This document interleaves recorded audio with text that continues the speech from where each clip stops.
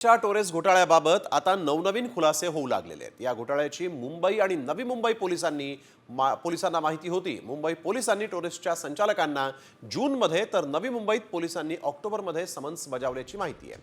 दुसरीकडे आयकर विभागानं नोव्हेंबरमध्ये टोरेसच्या संचालकांना समन्स बजावलं होतं, मात्र समन्सच्या पुढे काहीही झालं नाही। त्यामुळे वेळीच कारवाई झाली असती तर गुंतवणूकदारांची कोट्यवधी रुपयांची फसवणूक झाली नसती असं आता म्हटलं जात आहे।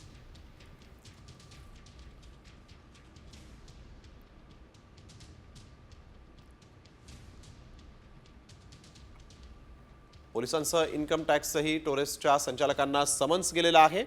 त्यामुळे सामनाही महत्त्वाचे सवाल उपस्थित केलेले आहेत। समन्स बजावल्यानंतर देखील पोलीस इन्कम टॅक्सनं कारवाई का केली नाही? पोलिसांनी एवढ्या महिन्यांमध्ये तपासामध्ये काय केलं? पोलिसांसह आयकर विभागाला घोटाळ्याची माहिती होती का, हा सामचा महत्त्वाचा सवाल आहे। तपास यंत्रणांनी टोरेस घोटाळ्याकडे जाणून बुजून दुर्लक्ष केलं